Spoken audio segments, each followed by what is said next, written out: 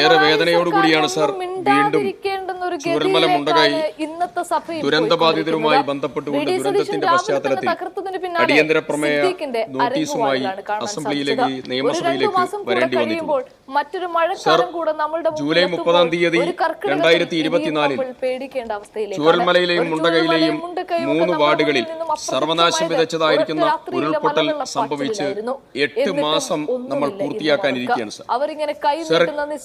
ഈ സന്ദർഭത്തിൽ ഈ സർക്കാർ അവർക്ക് ഉടുതുണിക്ക് മറുതുണിയില്ലാതെ സർവവും നഷ്ടപ്പെട്ട ദുരന്തബാധിതർ ഇപ്പോഴും തങ്ങളുടെ ജീവിതം വീണ്ടെടുക്കാനുള്ള നെട്ടോട്ടത്തിലാണ് സർ. പൊതുസമൂഹത്തിന്റെയും സന്നദ്ധ സംഘടനകളുടെയും മറ്റ് മേഖലകളുടെയും ഒക്കെ സഹായത്തോടുകൂടി സർക്കാർ വളരെ വേഗത്തിൽ മുന്നോട്ട് പോകേണ്ടിയിരുന്ന സുസ്ഥിര പുനരധിവാസ പ്രവർത്തനങ്ങൾ സർക്കാരിന്റെ ഗുരുതരമായ വീഴ്ചയും അനാസ്ഥയും ഏറെ വേദനയോടുകൂടിയാണ് സർ വീണ്ടും ചൂരൽമല മുണ്ടകൈ ദുരന്തബാധിതരുമായി ബന്ധപ്പെട്ടുകൊണ്ട് ദുരന്തത്തിന്റെ പശ്ചാത്തലത്തിൽ അടിയന്തര പ്രമേയ നോട്ടീസുമായി അസംബ്ലിയിലേക്ക് നിയമസഭയിലേക്ക് വരേണ്ടി വന്നിട്ടുള്ളത്. സർ, ജൂലൈ 30-ാം തീയതി 2024 ചൂരൽമലയിലെയും മുണ്ടകയിലെയും 3 വാർഡുകളിൽ സർവനാശം വിതച്ചതായിരിക്കുന്ന ഉരുൾപൊട്ടൽ സംഭവിച്ച് 8 മാസം നമ്മൾ പൂർത്തിയാക്കാനിരിക്കുകയാണ് സർ. സർ, ഈ സന്ദർഭത്തിൽ ഉടുതുണിക്ക് മറുതുണിയില്ലാതെ സർവവും നഷ്ടപ്പെട്ട ദുരന്തബാധിതർ ഇപ്പോഴും തങ്ങളുടെ ജീവിതം വീണ്ടെടുക്കാനുള്ള നെട്ടോട്ടത്തിലാണ് സർ. പൊതുസമൂഹത്തിൻ്റെയും സന്നദ്ധ സംഘടനകളുടെയും മറ്റ് മേഖലകളുടെയും ഒക്കെ സഹായത്തോടുകൂടി സർക്കാർ വളരെ വേഗത്തിൽ മുന്നോട്ട് പോകേണ്ടിയിരുന്ന സുസ്ഥിര പുനരധിവാസ പ്രവർത്തനങ്ങൾ സർക്കാരിൻ്റെ ഗുരുതരമായ വീഴ്ചയും അനാസ്ഥയും കൊണ്ട് അതീവ ഗുരുതരമായ സാഹചര്യത്തിൽ എത്തി നിൽക്കുന്ന പശ്ചാത്തലത്തിലാണ് സർ ഈ പ്രമേയത്തിന് നോട്ടീസ് നൽകേണ്ടി വന്നത്. സർ, കേന്ദ്രത്തിൻ്റെ നടപടികൾ കണ്ടാൽ ഇന്ത്യയിലല്ലേ നമ്മൾ എന്ന് തോന്നിപ്പോകുന്ന അതീവ ഗുരുതരമായ സാഹചര്യം. നമ്മൾ ആവശ്യപ്പെട്ട അടിയന്തര സഹായം അവർ തന്നില്ല. അവസാനം അവർ 529.5 കോടി രൂപ അവർ തന്ന 16 പദ്ധതികൾക്കായി തന്നപ്പോൾ അവർ 50 വർഷത്തെ കാലാവധി കഴിഞ്ഞ് തിരിച്ചടയ്ക്കേണ്ടതായിരിക്കുന്ന ഒരു കാലപരിധി നിശ്ചയിച്ചാണ് അവർ നമുക്ക് നൽകിയത് സാർ. എത്രത്തോളം ലജ്ജാകരമായ നടപടിയാണ് കേന്ദ്ര സർക്കാർ ജന്മിയുടെ സമീപനത്തോടു കൂടിയാണ് കേന്ദ്ര സർക്കാർ ഇടപെട്ടത് എന്നുള്ളത് ദുഃഖത്തോടു കൂടി പറയാൻ സാധിക്കും. സർ, യഥാർത്ഥത്തിൽ ഇന്ത്യൻ പ്രധാനമന്ത്രി സംഭവ സ്ഥലത്ത് വന്ന് നേരിട്ട് കണ്ടതായ ഒരു ദുരന്തത്തിൽ കേന്ദ്ര സർക്കാർ അനുവർത്തിച്ചതായ സമീപനം ഒരു ദുരന്തബാധിത സമൂഹത്തോടും സംസ്ഥാനത്തോടും കാണിക്കേണ്ടതായ മര്യാദയുള്ള മനുഷ്യത്വപരമായ നടപടിയായില്ല എന്നുള്ളതും ഇതിന്റെ കൂടെ ചൂണ്ടിക്കാണിക്കാൻ ആഗ്രഹിക്കുന്നു സാർ. സർ, കേരള സംസ്ഥാനം സ്വീകരിച്ച സമീപനവും നമ്മുടെ സ്റ്റേറ്റ് സ്വീകരിച്ച സമീപനവും ഇതിന്റെ കൂടെ ചേർത്ത് വായിക്കണം. സർ, ഇന്ന് നിങ്ങൾ സംസ്ഥാന സർക്കാർ സ്പോൺസർമാരായി വന്നതായ ആളുകളുടെ മീറ്റിംഗ് ആ സമയത്ത് തന്നെ നടത്തി അവർക്കാവശ്യമുള്ള സൗകര്യം മുഴുവൻ ചെയ്യാം, നിങ്ങൾ ഭവന നിർമ്മാണ പദ്ധതിയുമായി മുന്നോട്ട് പോയിക്കോളൂ, ഞങ്ങൾക്ക് നിങ്ങളോട് പറയാനുള്ള കണ്ടീഷൻസും സ്പെസിഫിക്കേഷൻസും ഒക്കെ ഇന്നതാണ് എന്ന് നിങ്ങൾ അന്ന് പറഞ്ഞിരുന്നുവെങ്കിൽ ഇന്ന് ഈ 8ാമത്തെ മാസം മുഴുവൻ സ്പോൺസേഴ്സിനെയും കോർഡിനേറ്റ് ചെയ്ത് ഭവന നിർമ്മാണ പദ്ധതി പൂർത്തീകരിച്ച് ആ പാവപ്പെട്ട ജനതയ്ക്ക് അവർ ഇന്ന് താമസിക്കുന്ന വീടുകളിൽ നിന്ന് അവർക്ക് അവരുടേതായിരിക്കുന്ന സ്പോൺസർമാർ നിർമ്മിക്കുന്നതായ വീടുകളിലേക്ക് മാറാമായിരുന്നു. ആ പദ്ധതിയെ തകർത്തത് യഥാർത്ഥത്തിൽ സംസ്ഥാന സർക്കാരിന്റെ നിരുത്തരവാദപരമായ നടപടിയാണ് എന്നുള്ളത് പ്രത്യേകം എടുത്തു പറയാൻ ആഗ്രഹിക്കുന്നു സർ. സർ, പുനരധിവാസ പദ്ധതിക്ക് വേണ്ടി അടിസ്ഥാനപരമായി ഉണ്ടാകേണ്ടത് പ്രാഥമികമായി ഉണ്ടാകേണ്ടത് ലിസ്റ്റാണ് സർ. ഞാൻ ചോദിക്കുന്നു, ബഹുമാന്യനായ മറുപടി പറഞ്ഞ പ്രിയ സ്നേഹിതൻ മന്ത്രിയോട് ചോദിക്കുന്നു, 8 മാസക്കാലമാകാറായിട്ട് പുനരധിവാസത്തിന്റെ ലിസ്റ്റ് പൂർത്തീകരിക്കാൻ അങ്ങയുടെ നേതൃത്വത്തിൽ ബഹുമാനയുടെ മുഖ്യമന്ത്രിയുടെ നേതൃത്വത്തിലുള്ള ഗവൺമെന്റിന് സാധിക്കാത്തത് ഏറ്റവും വലിയതായ പാളിച്ചയും അനാസ്ഥയുമാണ് സർ. ബേസിക്കായി വേണ്ടത്, അടിസ്ഥാനപരമായി വേണ്ടത് ഗുണഭോക്താക്കളുടെ പട്ടികയാണ്. ഈ പട്ടിക എന്തുകൊണ്ട് താമസിച്ചു? നിങ്ങളവിടെ ലോക്കൽ ബോഡി വിശ്വാസത്തിലെടുത്തോ, നിങ്ങൾ അവിടുത്തെ സർവകക്ഷി വിശ്വാസത്തിലെടുത്തോ, അവരൊരു ലിസ്റ്റ് ഉണ്ടാക്കി. ആ ലിസ്റ്റിന് ശേഷം ആ ലിസ്റ്റുമായി യോജിപ്പിച്ചുകൊണ്ട് അനുരഞ്ജനം നടത്തണമെന്ന് പറഞ്ഞു. നിങ്ങൾ ഇതിലേക്ക് കടന്നത് സർ മാസങ്ങൾക്ക് ശേഷമാണ്. ആ മാസങ്ങൾക്ക് ശേഷം നിങ്ങൾ ലിസ്റ്റ് ഉണ്ടാക്കിയപ്പോൾ ഇന്ന് സംഭവിച്ചിരിക്കുന്ന പ്രധാനപ്പെട്ട കാര്യം, ഫേസ് 1 43 പരാതികൾ, ഫേസ് 2A പൂർണ്ണമായിട്ടില്ല. ഫേസ് 2B 13-ാം തീയതി വരെ അതിന്റെ ആക്ഷേപം കേൾക്കുകയാണ്. പ്രാഥമികമായി ഉണ്ടാകേണ്ട 1ാമത്തെ ലിസ്റ്റ് പൂർത്തീകരിക്കപ്പെട്ടില്ല, 2ാമത്തെ ലിസ്റ്റ് പൂർത്തീകരിക്കപ്പെട്ടില്ല, 3ാമത്തെ ലിസ്റ്റിന്റെ ഹിയറിംഗും നടക്കുന്നതായ സാഹചര്യമാണ് സർ. ഒരു ദുരന്ത സ്ഥലത്ത് ഇങ്ങനെയാണോ മുന്നോട്ട് പോകേണ്ടത് എന്ന് സർക്കാർ ഗൗരവതരമായി ആലോചിക്കണം സർ.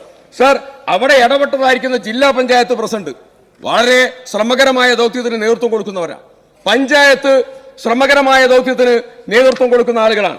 അവസാനം ഉൾപ്പെടാത്ത ആളുടെ പരാതി വന്നപ്പോ ബഹുമാന്യനായ മന്ത്രി അങ്ങ് തന്നെ പറഞ്ഞു, ഞങ്ങളല്ലേ ലിസ്റ്റ് ഉണ്ടാക്കിയത് മുഴുവൻ ജില്ലാ പഞ്ചായത്ത് പ്രസിഡന്റും ഗ്രാമപഞ്ചായത്തും ഒക്കെ ചേർന്ന് DDMA ആണ് ലിസ്റ്റ് ഉണ്ടാക്കിയത് എന്നങ്ങ് പറഞ്ഞു. സർ, DDMA സർക്കാരിന്റെ ഭാഗമല്ലേ? മാത്രമല്ല, ഞങ്ങൾ മാനദണ്ഡം ഉണ്ടാക്കിയത് ആരാണ് സാർ? മാനദണ്ഡം ഉണ്ടാക്കിയത് നിങ്ങൾ ഉണ്ടാക്കിയ മാനദണ്ഡം അനുസരിച്ചല്ലേ അവർക്ക് ലിസ്റ്റ് ഉണ്ടാക്കാൻ പറ്റുക? ആ മാനദണ്ഡം അനുസരിച്ച് ലിസ്റ്റ് ഉണ്ടാക്കിയപ്പോ അങ്ങ് പറഞ്ഞത് ഈ ലിസ്റ്റ് ഉണ്ടാക്കിയതിൽ സംസ്ഥാന സർക്കാരിന് യാതൊരു ബന്ധവുമില്ല എന്ന് ചൂണ്ടിക്കാണിച്ച് സർക്കാരിനെ സഹായിക്കാൻ മുമ്പോട്ട് വന്നതായിരിക്കുന്ന ആളുകളെ ആക്ഷേപിക്കുന്ന തലത്തിൽ സംസാരിച്ചു എന്നുള്ളത് മാത്രമല്ല, ലിസ്റ്റിൽ പെടാത്തതായ മുഴുവൻ ആളുകളെയും ഈ പ്രാദേശിക ഭരണകൂടത്തിനെതിരെ തിരിച്ചുവിടാൻ ആവശ്യമായ നടപടികൾക്ക് കൂടെ നേതൃത്വം കൊടുത്തത് ഏറെ ലജ്ജാകരവും ഖേദകരവുമായ വസ്തുതയായി എന്ന് അങ്ങയോട് ചൂണ്ടിക്കാണിക്കേണ്ടി വന്നതിൽ ഏറെ ദുഃഖമുണ്ട് സർ. സർ, ഞാൻ വിശദമായ ഓരോ തലത്തിലേക്ക് കടന്നു പോകുന്നില്ല സർ. ലിസ്റ്റിന്റെ ഒരു കാര്യം മാത്രം ചൂണ്ടിക്കാണിക്കാം സർ. 11-ാം വാർഡിൽ മുണ്ടകൈ ബസ് സ്റ്റോപ്പിന് പിന്നിൽ പാഴിയിൽ താമസിച്ചിരുന്ന ഒരു സിറാജ്, അദ്ദേഹം ദുരന്തത്തിൽ മരണപ്പെട്ടു സർ. അദ്ദേഹത്തിന്റെ കുടുംബം ലിസ്റ്റിൽ ഉൾപ്പെട്ടു. എന്നാൽ അതേ പാഴിയിൽ മറുഭാഗത്ത് താമസിക്കുന്നതായിരിക്കുന്ന റഷീദുണ്ട്, ചേരിപ്പറമ്പിൽ റഷീദ്, അതേ ലിസ്റ്റിൽ ഉൾപ്പെട്ടില്ല, അദ്ദേഹം കരണ്ട് ലിസ്റ്റിൽ വന്നില്ല. അങ്ങനെ തുടങ്ങി നിരവധി പോരായ്മ. ഓരോ ഭാഗത്തെ ഞാൻ പറയുന്നില്ല, ഹൈസ്കൂൾ റോഡ്, പടവെട്ടിക്കുന്ന്, മാട്രക്കുന്ന്, ഗോപിമൂല, അട്ടമല, എറാട്ടുകുണ്ട്, പുഞ്ചിരിമട്ടം, വനറാണി, റാണിമല ഉൾപ്പെടെയുള്ള പല ഭാഗങ്ങളിൽ ഒറ്റപ്പെട്ടു പോയവരും മറ്റുള്ളവരുമായിരിക്കുന്ന ആളുകൾ മുഴുവൻ ഇന്ന് പരാതിയുമായി നിൽക്കുകയാണ്. ആ പരാതി പോലും 8 മാസക്കാലമായി ഒരു തുടർ നടപടികൾ സ്വീകരിച്ച് പൂർത്തീകരിക്കാൻ സാധിച്ചില്ല സർ. സർ, ഞാൻ ഒരു കാര്യം സർ, പുനരധിവാസത്തിന്റെ സ്ഥലം നിശ്ചയിച്ചു സർ. NDMA ആക്ട് അനുസരിച്ച് പുനരധിവാസം ആരുമായി ആലോചിക്കണം? ദുരന്ത ബാധിതരുമായി ആലോചിക്കണം. ഇവിടെ ഗവൺമെന്റ് തീരുമാനിച്ചു 7 സെന്റ് സ്ഥലം കൊടുക്കാൻ. ആദ്യം നിങ്ങൾ തീരുമാനിച്ചു 10 സെന്റ് സ്ഥലം നെടുമ്പാല എസ്റ്റേറ്റിൽ കൊടുക്കാൻ, 5 സെന്റ് സ്ഥലം കൽപ്പറ്റ എലക്ഷൻ എസ്റ്റേറ്റിൽ കൊടുക്കാൻ. അന്നത്തെ തീരുമാനം തന്നെ നിങ്ങൾ തെറ്റായിരുന്നു. എന്താ കാരണം? ദുരന്ത ബാധിതരെ മാർക്കറ്റ് വിലയുടെ അടിസ്ഥാനത്തിൽ 2ആക്കി തിരിക്കാൻ അന്ന് നേതൃത്വം കൊടുത്തവരാണ് നിങ്ങൾ. അത് കഴിഞ്ഞ് ഇപ്പം നിങ്ങൾ തീരുമാനിച്ചു 7 സെന്റ് കൊടുക്കാൻ. നിങ്ങൾ ആലോചിക്കണം, അവിടെയുള്ളവർ 50 saint, 25 saint, 2.5 acre, 5 acre, 12 acre ഒക്കെയായി ജീവിച്ചതായിരിക്കുന്ന ആളുകളാണ്. അവർക്ക് ഞങ്ങൾ വളരെ ഗൗരവതരമായി സർക്കാരിന്റെ മുമ്പിൽ വെക്കുന്നു, നിർബന്ധമായും 10 സെന്റ് ഭൂമിയെങ്കിലും ഇല്ലാത്തതായ പുനരധിവാസം ഒരിക്കൽ പോലും മുന്നോട്ട് കൊണ്ടുപോകാൻ ആകില്ല. അത് ചെയ്യരുത്, പുനഃപരിശോധിക്കണം എന്ന് ബഹുമാനപ്പെട്ട മന്ത്രിയോട് ആവശ്യപ്പെടുകയാണ് സർ. സർ, ദുരന്തത്തിൽ നിരവധി ആളുകൾക്ക് പരിക്കേറ്റു. ആ പരിക്കേറ്റതായ ആളുകളുടെ തുടർ ചികിത്സ നിങ്ങൾ ആലോചിച്ച് നോക്കണം സർ. ഫെബ്രുവരി മാസത്തിലാണ് അതിന്റെ ഒരു കരട് ഓർഡർ നിങ്ങൾ ഇറക്കുന്നത്.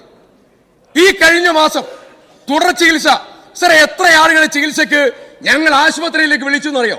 ഞാൻ സർക്കാരിന് മുമ്പിൽ അപേക്ഷ നൽകിയല്ലോ, ഞാൻ ബഹുമാന മുഖ്യമന്ത്രിക്ക് അപേക്ഷ നൽകിയല്ലോ, ഞാൻ ആരോഗ്യമന്ത്രിയോട് നേരിട്ട് പറഞ്ഞല്ലോ, നിങ്ങളോട് പറഞ്ഞല്ലോ. എന്താണ് സർ താമസം? എന്നിട്ടോ നിങ്ങൾ അതിനുവേണ്ടി മാറ്റിവെച്ച തുക എത്രയാണെന്നറിയോ? SDRF ഫണ്ടിൽ നിന്ന് 5 ലക്ഷം രൂപ സർ. നിങ്ങളുടെ കയ്യിൽ നിങ്ങൾ ആലോചിച്ച് നോക്കണം. നിങ്ങൾ പിന്നെ ബാക്കി കൊടുക്കാമെന്ന് നിങ്ങളിപ്പോ മറുപടി പറയുമ്പോൾ പറയും. പക്ഷെ ആലോചിക്കേണ്ട ഒരു കാര്യം, തുടർ ചികിത്സയ്ക്ക് വേണ്ടി നിങ്ങളുടെ കയ്യിൽ ജനം കൊടുത്തതായ 750ഓളം കോടി രൂപയുണ്ട് സാർ. ആ കോടി രൂപയിൽ നിന്ന് 1 കോടിയോ 2 കോടിയോ മാറ്റിവെച്ചാൽ നിങ്ങൾക്ക് എന്തെങ്കിലും കുഴപ്പമുണ്ടോ? ഞാൻ ഒരു കാര്യം ഇതിൽ വിഷയമല്ലാത്തത് കൊണ്ട് പറയാൻ ആഗ്രഹിക്കുന്നില്ല. ശരത് ലാലിന്റെയും കൃപേഷിന്റെയും കൊലപാതകളായ ക്രിമിനലുകൾക്ക് സംരക്ഷണം കൊടുക്കാൻ നിങ്ങൾ സർക്കാർ ഖജനാവിൽ നിന്ന് ചെലവഴിച്ചത് സർ 125 ലക്ഷം രൂപയാണ്. പാവപ്പെട്ട ദുരന്തബാധിതരുടെ ചികിത്സക്ക് നിങ്ങൾ ചെലവഴിക്കുന്ന തുക 5 ലക്ഷം. അതിനുള്ള മാനദണ്ഡം നിങ്ങൾ തീരുമാനിച്ചത് ഈ ഫെബ്രുവരി മാസത്തിൽ. സാർ, ഒരു സർക്കാരിന്റെ സാന്നിധ്യം ഇവിടെയുണ്ടോ? ഒരു സർക്കാരിന്റെ ഏകോപനം ഇവിടെയുണ്ടോ? ഞാൻ ബഹുമാനപ്പെട്ട മന്ത്രിയോട് ചോദിക്കുന്നു, സാർ, മുണ്ടകൈ ചൂരമല പ്രദേശത്ത് 85ഓളം വരുന്ന വ്യാപാരികളുണ്ട് സാർ. സാർ, അത് പറയുമ്പോ ഞാൻ അഭിമാനത്തോടു കൂടി ഒരു കാര്യം ചൂണ്ടിക്കാണിക്കുന്നു. ദുരന്തമുണ്ടായപ്പോ രാഹുൽ ഗാന്ധി വന്നു, പ്രിയങ്ക ഗാന്ധി വന്നു, പാണക്കാട് തങ്ങൾ വന്നു, പ്രതിപക്ഷ നേതാവ് വന്നു, മുഖ്യമന്ത്രി, മറ്റുള്ള മന്ത്രിമാരെല്ലാവരും വന്നിട്ടുണ്ട്. ഇല്ല എന്നുള്ളതല്ല, കുഞ്ഞാലിക്കുടി സാഹിബ് ഉൾപ്പെടെ എല്ലാവരും വന്നു. ഞാൻ ഒരു കാര്യം പറയാം, നിങ്ങളോട് വളരെ വിനയത്തോടു കൂടി ചൂണ്ടിക്കാണിക്കുക. ഒരു മിനിറ്റ് പറയട്ടെ. വളരെ പ്രധാനപ്പെട്ട കാര്യമല്ലേ? വളരെ പ്രധാനപ്പെട്ട കാര്യമല്ലേ സർ? ദുരന്ത ബാധിതരായ ആളുകളുടെ കയ്യിലേക്ക് 10,000 രൂപ കൊടുക്കാൻ സർക്കാർ തീരുമാനിച്ചു. സർ, ആ തുക അവസാനിക്കുന്നത് മാസങ്ങൾ കഴിഞ്ഞാണ് അവർക്ക് കിട്ടുന്നത്. നിങ്ങൾ ആലോചിച്ചു, ആദ്യമായി ദുരന്ത ബാധിതരുടെ കയ്യിലേക്ക് കിട്ടിയ പണം ഇന്ത്യൻ യൂണിയൻ മുസ്ലിം ലീഗ് കൊടുത്ത 15,000 രൂപയാണ് നേരിട്ട് കാശ്. ഇപ്പൊ അവസാനം നോമ്പിന്റെ സമയത്ത് കിറ്റ് അടക്കം കൊടുത്ത് എല്ലാത്തിനും വ്യാപാരികൾ അടക്കമുള്ള ആളുകൾക്ക് സാമ്പത്തിക സഹായം കൊടുത്ത് അവരുടെ സാന്നിധ്യം 100 വീട് രാഹുൽ ഗാന്ധി, 100 വീട് മുസ്ലിം ലീഗ്, മറ്റുള്ള ആളുകളെ വീടുകൾ, പദ്ധതികൾ, പരിപാടികൾ എല്ലാവരും ഉണ്ട്. എല്ലാവരുടെയും ഏകോപനം.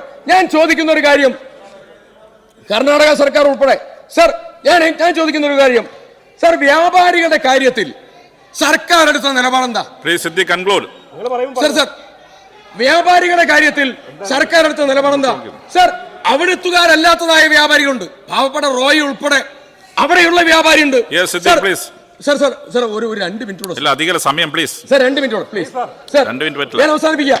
സർ, ഒരു ചൂരൽമലയിലെ ഒരു പൂക്കോട്ട് അബു, ഇത് പറയാതിരിക്കാൻ വേദനയുള്ള കാര്യമാണ്. സർ, അബു ഒരു വ്യാപാരിയാണ്.